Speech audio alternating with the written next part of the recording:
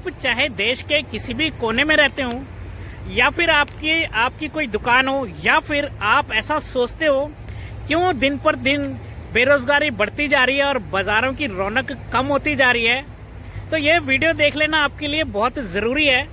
क्योंकि चंडीगढ़ से कुछ ऐसी खबर सामने आ गई जिसका जानना आप सबके लिए बहुत ज़रूरी है। कहीं ऐसा ना हो कि आप इन खबरों को अनदेखा कर दें और आने वाले समय में इसका खामियाजा आप ही लोगों को भुगतना पड़े। हालांकि पिछले कई दिनों से होम डिलीवरी सर्विसेज देने वाले बॉयज़ कहें या फिर डिलीवरी बॉयज़ कहें, इनकी चर्चा अखबारों में और न्यूज़ चैनल्स में बड़ी छाई रही और इसी संदर्भ में चंडीगढ़ से भी एक ऐसी खबर दिखने को आ गई जिसका बता देना बहुत ज़रूरी है।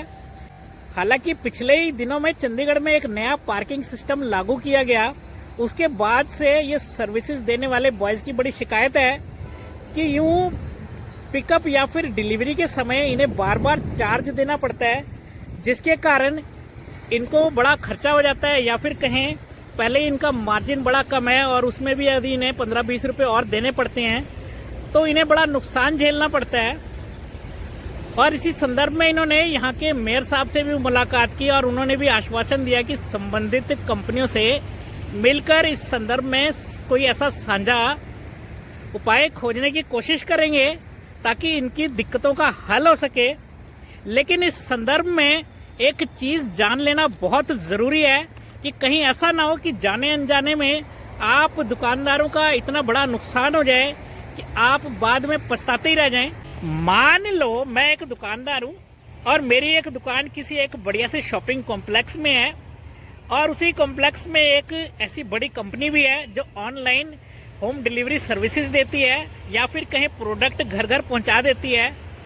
यदि इस कॉम्प्लेक्स के बाहर पार्किंग एरिया में पार्किंग की फीस लगती है तो कहाँ तो ये ऑनलाइन प्रोडक्ट देने वाली कंपनी यूँ लुभावने ऑफर देके 10% ऑफ, 20% ऑफ, जो चीज़ मान के चलते मेरी दुकान पे 400 रुपये है, ये ऑफर देती है कि मैं 380 में दे दूंगी।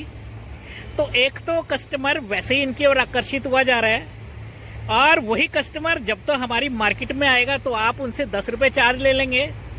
यदि वही कस्टमर ऑनलाइन इनकी कंपनी के थ्रू मंगवाएगा तो एक तो इनकी कंपनी वैसे ही 380 में दे रही है, बची कुछ ही कसर आप इनसे पार्किंग की फीस भी नहीं लेंगे।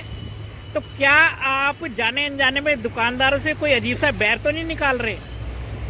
एक तो वैसे ही दुकानों पे आजकल कस्टमर नहीं है और यदि इन कंपनीज को आप इस तरह की सुविधा दे देंगे कि आपसे हम पार्किंग चार्ज भी नहीं ले रहे तो आपने बची कुछ कसर भी निकाल दी। ऑफर तो ये कंपनियां दे रही हैं 10%, 20% ऑफ का, तो इनकी पार्किंग के चार्ज आप क्यों उठाए, नगर निगम वाले क्यों उठाए या फिर ये कॉन्ट्रैक्टर क्यों उठाए जिसने पार्किंग का ठेका लिया होगा? क्या रिश्तेदारी है आपकी इन बड़ी बड़ी कंपनियों से? आप क्यों ऐसी ऐसी पॉलिसियां लेके आ जाना चाहते हैं कि छोटा दुकानदार कहीं ना कहीं ख़त्म ही हो जाए आने वाले समय में? फिर आप लोग दुहाई देते हैं कि रोज़गार नहीं जनरेट कर पा रहे। कहाँ अच्छे खासे जो इतने पहले समय से दुकानदार ट्रेडिशनल दुकानदारी चला रहे थे उसके सामने आपने इतनी बड़ी बड़ी कंपनियां लाके खड़ी कर दी। बची कुछ ही कसर आप उनसे पार्किंग की फीस भी ना लें और वो तर्क ऐसे दे रहे हैं कि उनका तो रोज़ का काम है। कल को वो कहने लग जाएगी हमारा तो जी रोज़ का काम है, हमसे टोल प्लाजा भी ना लो, तो दुकानदार बेचारा कहाँ स्ट्रगल करेगा? उम्मीद तो करते हैं कि यदि पार्किंग चार्ज लिया जा रहा है तो वो सभी से लिया जाए।